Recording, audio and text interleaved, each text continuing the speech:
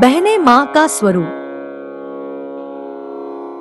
बहन की शादी को 6 साल हो गए हैं। मैं कभी उसके घर नहीं गया। होली, दिवाली, रक्षाबंधन पर कभी कभी मम्मी पापा जाते हैं। मेरी बीवी एक दिन मुझे कहने लगी, आपकी बहन जब भी आती है उसके बच्चे घर के हाल बिगाड़ कर रख देते हैं। खर्च डबल हो जाता है और तुम्हारी माँ हमसे छुप छुपा कर कभी उसको साबुन की पेटी देती है, कभी कपड़े, कभी सर्फ के डब्बे और कभी कभी तो चावल का थैला भर देती है। अपनी माँ को बोलो ये हमारा घर है, कोई कैरात सेंटर नहीं। मुझे बहुत गुस्सा आया। मैं मुश्किल से खर्च पूरा कर रहा हूँ और माँ सब कुछ बहन को दे देती है। बहन एक दिन घर आई हुई थी, उसके बेटे ने टीवी का रिमोट तोड़ दिया। मैं माँ से गुस्से में कह रहा था, माँ बहन को बोलो कि यहाँ रक्षाबंधन पर आया करे बस।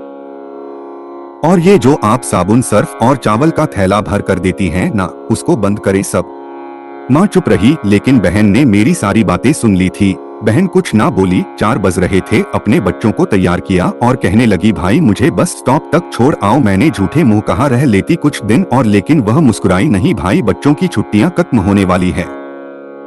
फिर जब हम दोनों भाइयों में जमीन का बंटवारा हो रहा था तो मैंने साफ इनकार किया, भाई मैं अपनी जमीन से बहन को हिस्सा नहीं दूंगा। बहन सामने बैठी थी, वह खामोश थी, कुछ ना बोली। माँ ने कहा, बेटी का भी हक होता है, लेकिन मैंने गाली देकर कहा, कुछ भी हो जाए मैं बहन को हिस्सा नहीं दूंगा। मेरी बीवी भी बहन को बुरा भला कहने लगी। वह बेचारी खामोश रही। बड़ा भाई अलग हो गया कुछ वक्त बाद। मेरे बड़े बेटे को टीवी हो गई। मेरे पास उसके इलाज करवाने के पैसे नहीं थे। मैं बहुत परेशान था। 1 लाख रुपया कर्ज भी ले लिया था। मैं बहुत परेशान था, कमरे में अकेला बैठा अपने हालात पर रो रहा था। उस वक्त वही बहन घर आ गई। मैंने गुस्से से बोला, अब ये आ गई है मनहूस। मैंने बीवी को कहा, कुछ तैयार करो बहन के लिए, तो बीवी मेरी पास आ गई, कोई जरूरत नहीं कुछ भी पकाने की इसके लिए।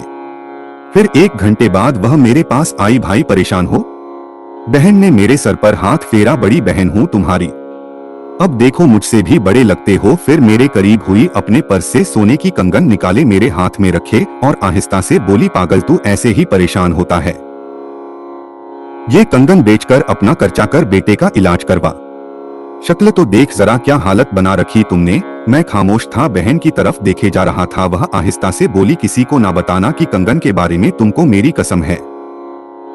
मेरे माथे पे बोसा किया और 1000 रुपए मुझे दिया, जो 150 के नोट थे, शायद उसकी जमा पूंजी थी। मेरी जेब में डालकर बोली, बच्चों को कुछ खाने के लिए ला देना, परेशान ना हुआ कर।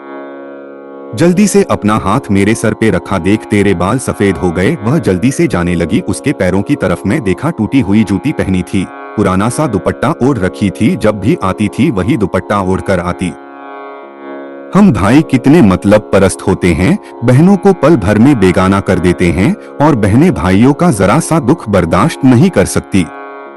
वह हाथ में कंगन पकड़े जोर जोर से रो रहा था, उसके साथ मेरी आंखें भी नम थी। अपने घर में भगवान जाने कितने दुख सह रही होती है।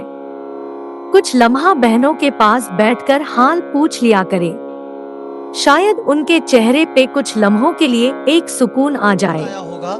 अगर यह कोशिश आपको कामयाब लगी तो कृपया चैनल को सब्सक्राइब, लाइक एंड शेयर करें। धन्यवाद।